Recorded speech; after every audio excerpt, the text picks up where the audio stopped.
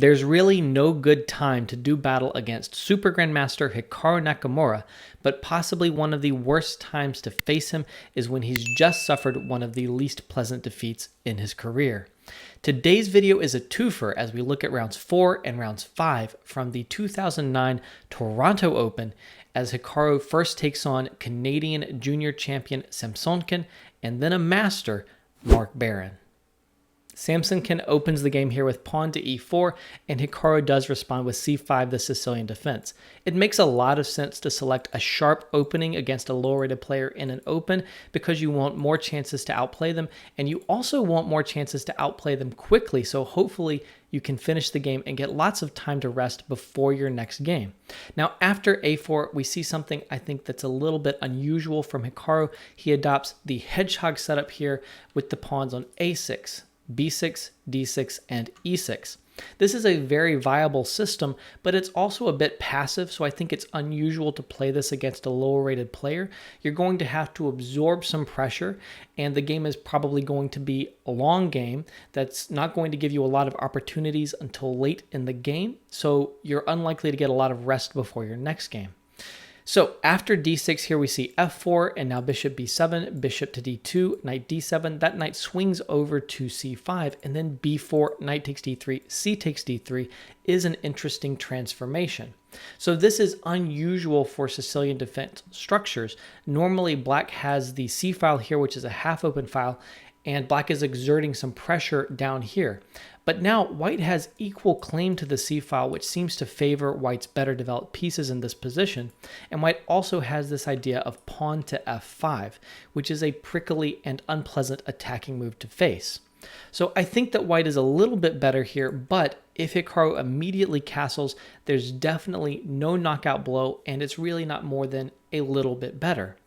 Instead, though, Hikaru decides that he wants to continue with his redeployments before he castles, and he plays knight d7 in this position. This proves to be a liberty too far, and now white is almost winning. Samsonkin throws in the move rook c1, the queen falls back, and now it's pawn to f5. Now, the best defense, according to Stockfish, is bishop to f6, when the bishop is helping defend things and gains a little time by attacking that knight, although the knight is probably about to sacrifice itself right here. Instead, Hikaru selected pawn to e5 in this position, and this is unfortunately basically a losing mistake. This is a great moment to pause the video and see if you can find the once-in-a-lifetime opportunity that white did find. Well, Samsonkin found knight to e6. Boom! This is a tremendous move, and although normally I would never expect Hikaru to miss this, the fact that he allowed it suggests to me that maybe he was moving too quickly or something, and he just didn't consider this move. So after knight e6, white is basically winning, but some nice moves are needed to finish things off. Because the queen is under threat and because g7 is under threat, you don't really have a choice but to take the knight, captures, queen h5 check, and now here you can't play king f8 because this capture creates a discover check and it's mate next move no matter what. If knight f6, there's queen f7 mate. So after queen h5, it's pawn to g6, but when this pawn captures, there's no defense. You're threatening pawn takes, which would actually be mate in 1. You're also threatening pawn g7, which is mate in 1. And if it wasn't mate, it would win the rook and promote a new queen. So knight f6 here is the best available defense. But pawn g7 going after that rook and a new queen.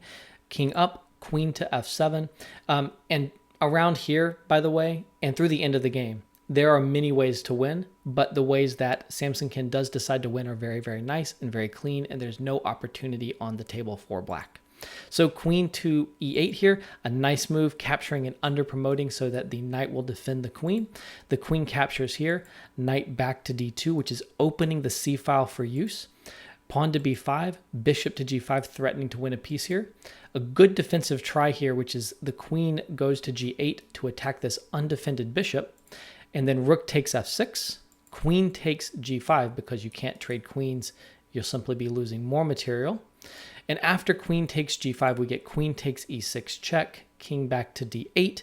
Another great moment to pause your video and find the very clean move that Samsonkin did play. So here he plays rook to c7, beautiful move, an empty square rook sacrifice, meaning he's sacrificing his rook without capturing anything. And the threats of mate here and here are too much, so there's no better choice really than capturing the rook. You can throw this check in, but then notice how nicely this knight defends the king. There's no checks on c1 at any point or anything. So after that check, king captures here on c7. Queen takes e7 check, king back, queen captures, king back to a7, and queen c7 is a nice finishing move. In this position, Hikaru did resign the game, but let's ask ourselves, what would have happened if he played rook to c8? How would white have finished the game? Pause your video and try to find the solution. Well, the winning move for white, and this is basically the winning idea against all moves, there's really no defense against this, is rook takes a6 check, boom, a really nice rook sacrifice for mate in 2, king takes, and queen to a5 and checkmate.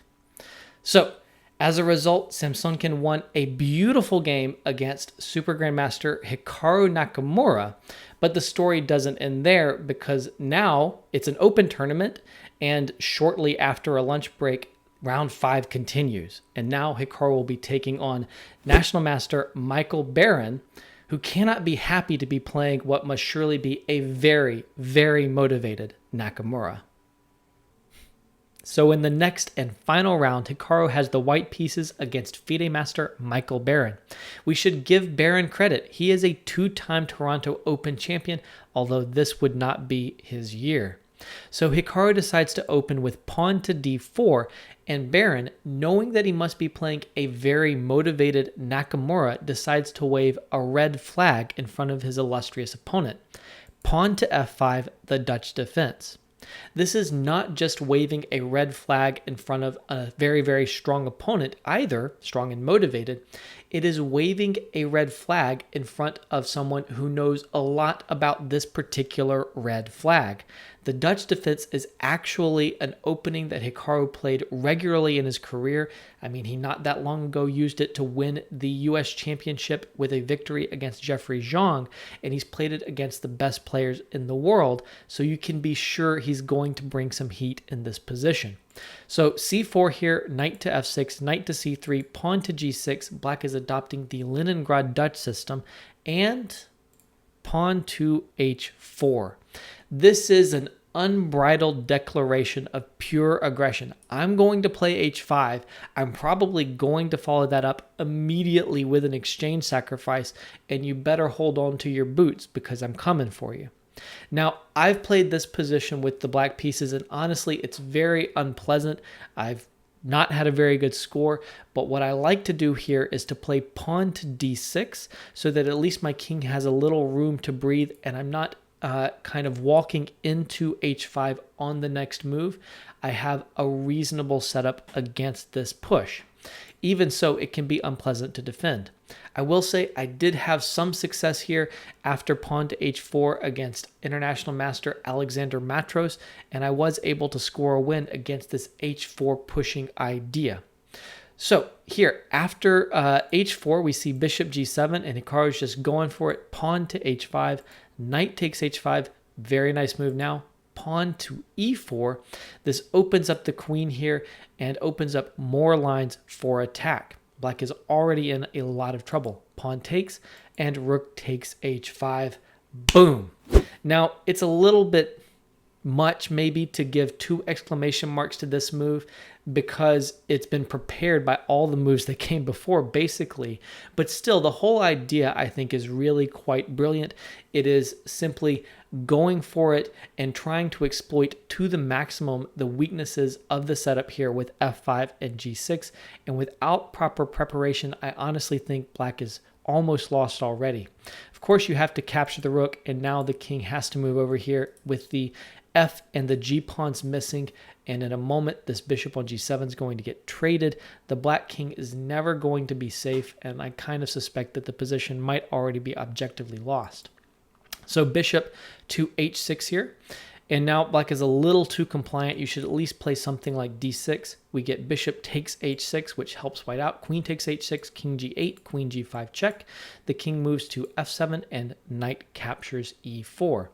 So in this position, white is down one exchange, but obviously this king is going to provide compensation for a long time.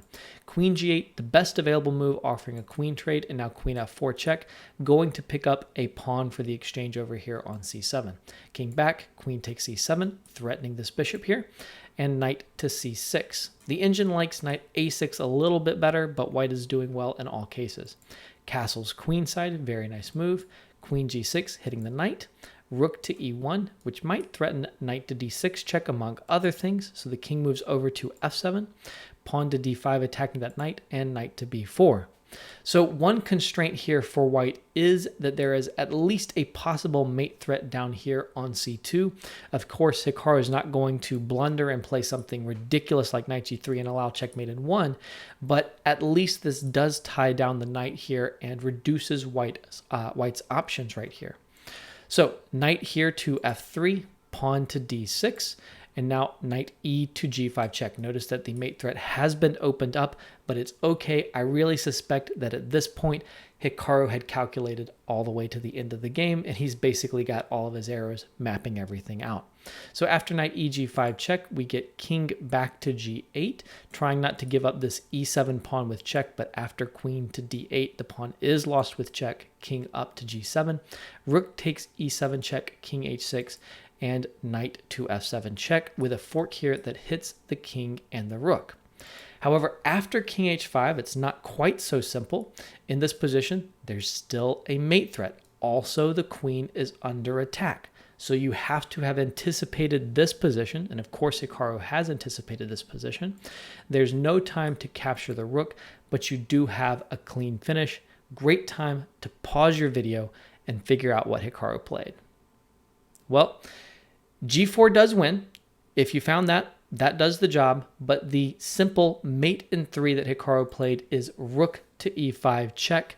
Boom, game over. Of course, the main point here is that if you capture the rook, the queen has been opened up. She comes to h4, and it is a very, very nice checkmate. Of course, that's the critical point. The game score actually gives that the rook was captured and then black resigned before the mate was actually played on the board. I want to point out here what I consider quite a pretty mate. If queen to f5 here, well, you can just capture the queen and mate on the next turn, but the prettiest mate, in my opinion, is queen to g5 check when there's no choice other than queen takes g5, and I love this checkmate. The rook is in the center attacking the king, and the two knights do double duty in a wonderfully symmetric fashion, covering these squares right here. This is unlike any mate that I've ever seen, and I would have loved to see this be the conclusion to the game. So I hope that you've enjoyed this really beautiful set of games here. We see Hikaru bouncing back from a tough loss with a very convincing and decisive win, with a very strong attacking idea against the Dutch defense that you can probably use in your game. If you want to see more of Hikaru Nakamura's best chess games, then simply click on the playlist that is sitting right on top of the screen.